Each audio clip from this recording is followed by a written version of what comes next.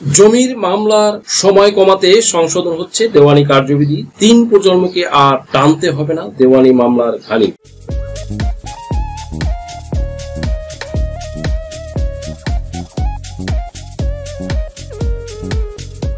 সুপ্রিয় দর্শক মন্ডলী, আজকে দুর্দান্ত একটি টপিক নিয়ে আপনাদের সামনে হাজির হয়েছি। টপিকটি হচ্ছে বাদী বিবাদীর সরাসরি আর সাক্ষ্য লাগবে না। এদিকে দেওয়ানি কার্যবিধি সংশোধনী আইন চূড়ান্ত অনুমোদনের জন্য গত বৃহস্পতিবার 17 এপ্রিল ঢাকার তেজগাঁওয়ে নিজ কার্যালয়ে প্রধান উপদেষ্টা ডক্টর মোহাম্মদ ইউনূসের সভাপতিত্বে অনুষ্ঠিত উপদেষ্টা পরিষদের বৈঠকে এ বিষয়ে নীতিগত সিদ্ধান্ত নেওয়া হয়েছে।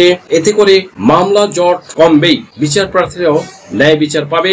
সরকারের ভালো কাজগুলোর মধ্যে এটি একটি অন্যতম। সুপ্রিয় দর্শক মন্ডলী, দ্রুত মামলা নিষ্পন্ন না হওয়ায় অন্তত 1000টি কারণ আছে। জ্ঞানী লোকেরা গবেষণা করে কারণগুলো বের করেছেন, সমাধানও তারা বাতলাচ্ছেন। কি এক অদ্ভুত কথা! আজগুবি এক দেশ, আজগুবি কারবার। ছোট একটি দেশে জনসংখ্যা অতি বেশি, জমি নিয়ে কাড়াকাড়ি, জানের থেকে জমির গুরুত্ব বেশি, জমি নিয়ে ঠেলাঠেলি থাকবেই, ভূমি অফিসে দুর্নীতি চরম, জরিপে খতিয়ানে অনাচার আর নামজারিতে ভুল ভ্রান্তি, অনেক মামলা তো হবেই। আইনের শাসনের চরম অভাব, জনগণের নাগরিক অধিকার ব্যাপক হারে লঙ্ঘনের শিকার, বেশি সমস্যা, বেশি অধিকার লঙ্ঘন, বেশি মামলার কারণ। বেশি মামলা তো হবেই। এমন একটি 18 কোটি জনগণের দেশে বিচারক 1800। হাস্যকর, চরম হাস্যকর। জনগণকে বিচার দেওয়ার নামে ঠাট্টা মস্করা ছাড়া আর কিছুই নয়। সুপ্রিয় দর্শক মন্ডলী, কেউ কেউ নাকি এমনও মনে করেন মামলা বহু বর্ষজীবী একটি বেগুন গাছ, বহু বছর ধরে মাসে মাসে এতে 1000 টাকার বেগুন ধরে। সেই বহু বর্ষজীবী বেগুন গাছ তো এখন বহু যুগজীবী বট গাছ হয়ে যাচ্ছে। দেশে সব ধরনের মামলার সংখ্যা মোট 43 লক্ষ।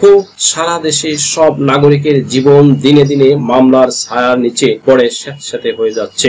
এই 43 লক্ষ মামলার নথিতে দেশের ও জনগণের আশা আকাঙ্ক্ষা, ব্যবসা বাণিজ্য, অর্থনৈতিক কর্মকাণ্ড, উন্নয়ন, সুখ ও স্বপ্ন আটকে পড়ে আছে। চলমান মামলা নিষ্পত্তি হয়ে গেলে বেগুনের ফলন কমে যাবে, এমন একটি ভুল ধারণা প্রচলিত আছে। ভুল ধারণার কারণ লক্ষ লক্ষ মামলার যোগ্য ঘটনা ঘটছে, যে বিষয়গুলো নিয়ে মামলাই হচ্ছে না সেই বিচারগুলো সালিসে, থানার গোল চত্বরে, দালালে, ঠগে বকে খেয়ে নষ্ট করে ফেলছে। ঠকে গিয়েও মানুষ মেনে নিচ্ছে। মামলার ফাঁদে কয়েক যুগের জন্য আটকে পড়তে কেউ ভরসা পাচ্ছে না। একদম মামলা ছাড়া যদি কোনো উপায় নেই তবেই শুধু মামলা হচ্ছে। চলমান মামলাগুলোতে দ্রুত ন্যায় বিচার পেতে দেখলে জনগণ আরো কয়েক গুণ বেশি মামলা করবে। বেগুনের উৎপাদন মোটেও কমবে না। আগের দিনে শ্রমিকেরা কোদাল দিয়ে মাটি কাটত, এখন এক্সকেভেটর দিয়ে একজন লোক 1000 জনের মাটি কাটার কাজ করে ফেলছেন। কিন্তু দুনিয়ার কোন জাতি একজন লোক দিয়ে লক্ষ কোটি লোকের বিচার দ্রুত করে ফেলার কোন মেশিন আজও বানাতে পারে নাই। বরং তারা সুশাসনের মাধ্যমে জনগণের অধিকার লঙ্ঘন কমিয়ে আনার অনেক কার্যকর পথ উদ্ভাবন করেছে। তাদের জনসংখ্যানুপাতে বিচারকের সংখ্যাও অনেক বেশি। আমেরিকায় প্রতি 10,000-এ একজন, মামলাও অনেক কম। দ্রুত জনগণ ন্যায় বিচার পাচ্ছে। একদিকে মামলার নথি দিলে আরেক দিক দিয়ে রায় বেরিয়ে আসবে, এমন একটি মেশিন মনে হয় বাংলাদেশেই প্রথম আবিষ্কার হবে। নইলে উপায় কি? বন্ধুরা, আপনাদের জন্য বিশাল সুসংবাদ আছে। আশার কথা হচ্ছে আদালতে আর মামলা জট থাকছে না। এবার আদালতে মামলা জট নিরসনে দেওয়ানি আইনের কার্যবিধিতে এমন বেশ কিছু সংশোধনের উদ্যোগ নিয়েছে অন্তর্বর্তী সরকার, যার ফলে এখন থেকে আর বাদী ও বিবাদীদের প্রচলিত পদ্ধতিতে সাক্ষ্য দিতে হবে না। অ্যাফিডেভিটের মাধ্যমে দাখিলকৃত তাদের আর্জি বা জবাবের লিখিত বক্তব্যই সাক্ষ্য হিসেবে গণ্য হবে এবং তার উপর হবে জেরা। মামলা মুলতবি চাওয়ার সুযোগ পড়বে নাগাল। বাদী বিবাদীর সাক্ষ্য গ্রহণের দেরি সহ নানা কারণে অনেক মামলা 50 থেকে 60 বছর ধরে ঝুলছে। সংশোধনী কার্যকর হলে আদালতের কর্মঘণ্টা বাঁচবে, আমূল বদলে যাবে সাক্ষ্য ব্যবস্থাপনা, মামলার সঙ্গে জড়িতদের ভোগান্তি কমে যাবে। আইন মন্ত্রণালয়ের কর্মকর্তারা জানান, বিদ্যমান নিয়মে দেওয়ানি মামলার বাদী বিবাদী আর্জি বা জবাবে বক্তব্য মৌখিকভাবে জবানবন্দি হিসেবে নিয়ে থাকেন। দিনের পর দিন আদালত তা গ্রহণ করেন। সংশোধনীতে আর্জি অ্যাফিডেভিট করলেই তা জবানবন্দি হয়ে যাবে। বাদী বিবাদীকে নতুন করে আদালতে সাক্ষীর কাঠগড়ায় দাঁড়িয়ে দিনের পর দিন জবানবন্দি দিতে হবে না। এফিডেভিটে যা আছে তার উপর জেরা করা হবে। এই ব্যাপারে আইন উপদেষ্টা অধ্যাপক আসিফ নজরুল এক সাক্ষাৎকারে বলেন, দেওয়ানি কার্যবিধি সংশোধন হলে সাক্ষ্য গ্রহণের সময় অনেক কমে যাবে, দ্রুত মামলা নিষ্পত্তির সংখ্যা বেড়ে যাবে, কমবে খরচ, বিচার প্রার্থীরা উপকৃত হবেন। গত 26 ফেব্রুয়ারি খসড়া অধ্যাদেশের উপরে মতামত চেয়ে তা ওয়েবসাইটে আপলোড করা হয়। 1908 সালের দেওয়ানি কার্যবিধির বিদ্যমান নিয়মে প্রতিটি পর্যায়ে এখন মামলা নিষ্পত্তির সময় বেঁধে দেওয়া রয়েছে, তবে সংশোধনী আইনের খসড়ায় এটি উঠিয়ে দেওয়া হয়েছে। যুক্ত করা হচ্ছে অনলাইন পদ্ধতিতে মামলা নিষ্পত্তির বিধান। সংশোধনের ফলে মূল মোকদ্দমাতে আদালতের রায় বাস্তবায়নের জন্য আবেদন করা যাবে। আদালতের রায় বাস্তবায়ন না করলে পৃথক মামলার প্রয়োজন পড়বে না। SMS, ভয়েস কল, হোয়াটসঅ্যাপের মাধ্যমে সমন জারি করা যাবে। এতে আধুনিক প্রযুক্তির মাধ্যমে দ্রুত ও সহজ মামলার তথ্য সম্পর্কে জানা সম্ভব হবে। অর্থ আদায়ের মামলায় বিশেষ বিধান যুক্ত করা হয়েছে। প্রস্তাবিত সংশোধনীতে এতে বলা হয়েছে, বাদীকে মামলা করতে হলে আর্জিতে নিজের ও প্রযোজ্য ক্ষেত্রে হবে বিবাদীর NID, ইমেইল নম্বর উল্লেখ করতে হবে। মিথ্যা ও হয়রানিমূলক মামলার জরিমানার ক্ষেত্রে জরিমানার পরিমাণ 20,000 থেকে বাড়িয়ে 50,000 টাকা করার প্রস্তাব করা হচ্ছে। সংশোধনীতে রিমান্ডের সুযোগ সীমিত করা হয়েছে। আদালত তার আদেশ ও রায় বাস্তবায়নের ক্ষেত্রে আইন শৃঙ্খলা রক্ষাকারী বাহিনীকে প্রয়োজনীয় নির্দেশনা প্রদান করতে পারবে। সুপ্রিয় দর্শক মন্ডলী, অবসরপ্রাপ্ত জেলা ও দায়রা জজ শাহজাহান সাজু এক সাক্ষাৎকারে বলেন, গত 117 বছরে জনসংখ্যা অনেক বেড়েছে, চাপ পড়েছে জমিতে, মামলাও বেড়েছে হাজার হাজার। সময়ের প্রয়োজনে দেওয়ানি আইনের কার্যবিধি সংশোধন জরুরি হয়ে পড়েছে। ডিজিটাল যুগে অনলাইন বিধান চালু করার পরামর্শ দেন তিনি। বিচারাধীন দেওয়ানি মামলা 17.5 লাখ। দৃষ্টান্ত আসিদে জমির মালিকানা নিয়ে বিরোধে সিলেটের গোয়েনঘাটের আসিরুল নেসা 1958 সালের 18 ডিসেম্বর মুন্সেফ আদালতে মামলা করেন। 1962 সালের 23 আগস্ট বাদীর পক্ষে রায় দেন বিচারিক আদালত। 2005 সালে আসিরুলের মৃত্যুতে নতুন বাদী হন তার মেয়ে হামিদা খাতুন 70। মামলার একাধিক বিবাদীও মারা গেছেন। 63 বছর পর 2021 সালের 10 ফেব্রুয়ারি সর্বোচ্চ আদালত মামলাটি নিষ্পত্তি করে রায় দেন। আপিল বিভাগের পূর্ণাঙ্গ রায়ের পর দখল বুঝে পেতে আরো কয়েক বছর লেগেছে হামিদার।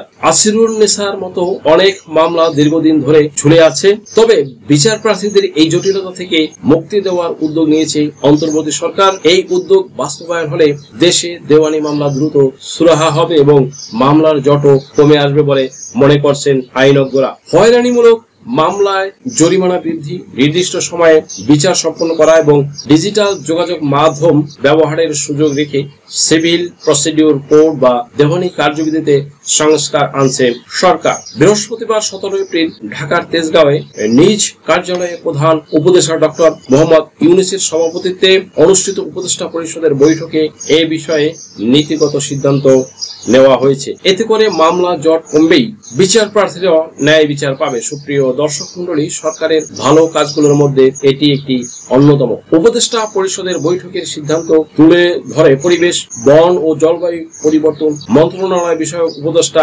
সৈয়দা রেজানুল হাসান বলেন, বিচার বিভাগ সংস্কার কমিশন দেওয়ানি কার্যবিধি বা সিভিল প্রসিডিউর পড়ে সিপিসি কিছু পরিবর্তন আনার সুপারিশ করেছিল। তারই আলোকে ব্রিটিশ সরকারের সময় প্রণীত সিপিসিতে কিছু পরিবর্তন আনার জন্য নীতিগত অনুমোদন হয়েছে। উপদেষ্টা রেজানুল হাসান বলেন, বাংলাদেশে একটি কথা আছে, কারো সঙ্গে শত্রুতা করলে ভূমির মামলা দিয়ে দাও, তাহলে 3 প্রজন্ম সেই মামলা আর শেষ হবে না। তাই সেই 3 প্রজন্ম যেন না লাগে, 1 প্রজন্মে যেন শেষ করা যায়, সেই জন্য সিপিসির কিছু সংশোধনী আনার অনুমোদন দেওয়া হয়েছে, যাতে করে বিচারে সময় কম লাগে, টাকাও কম লাগে। বন্ধুরা, আসুন জেনে নেই কি কি পরিবর্তন আনা হচ্ছে। আগে একটা মামলায় রায় হয়ে যাওয়ার পর জারি মামলা করতে হতোই সেই রায় কার্যকরের জন্য। এখন থেকে রায়ের মধ্যে বাস্তবায়নের বিষয়টি যুক্ত করে দেওয়া হবে। বিভিন্ন সময় চেয়ে আবেদন করা হয়। সংশোধিত দেওয়ানি কার্যবিধিতে বলে দেওয়া রয়েছে সর্বোচ্চ কতবার সময় নেওয়া যাবে, তালিকায় পূর্ণাঙ্গ শুনানির জন্য কয়টা মামলা নেওয়া যাবে এবং আংশিক শুনানির জন্য কয়টা মামলা নেওয়া যাবে সেটাও ঠিক করে দেওয়া হবে। বিচার প্রক্রিয়া অনেকাংশেই পুরনো পদ্ধতিতে রয়ে গেছে।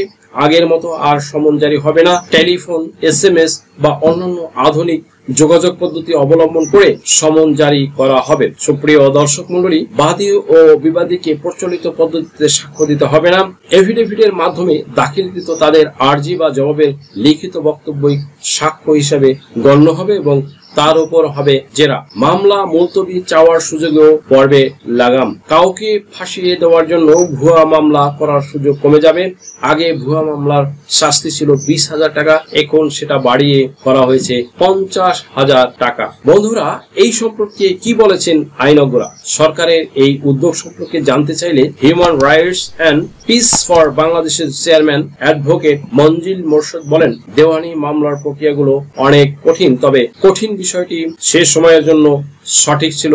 এখন আর আগের পরিবেশ কিন্তু নেই। এই আইনজীবী বলেন, আগের মানুষের চরিত্র একরকম ছিল, এখন অন্যরকম। সে সময় মামলার সংখ্যা কম ছিল, এখন সেটি বহুগুণে বেড়েছে। এখন আদালতের পরিবেশও ভিন্ন, সময়ের পরিক্রমায় পরিবর্তন হয়েছে অনেক কিছুই। এজন্য সরকারের এমন সিদ্ধান্ত যথোপযুক্ত। মঞ্জিল মোরশেদ বলেন, এতে করে মামলা জট কমবে, বিচার প্রার্থী ন্যায় বিচার পাবে। সরকারের ভালো কাজগুলোর মধ্যে এটি একটি অন্যতম।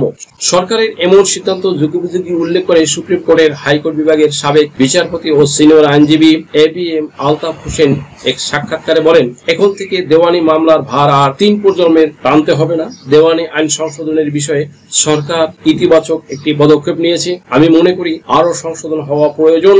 আগে যেমন একটি দেওয়ানি মামলা করতে অনেক সময় লেগে যেত, বিচার প্রার্থীরা ভোগান্তির শিকার হতো, সেই ভোগান্তি থেকে এখন মুক্তি মিলবে।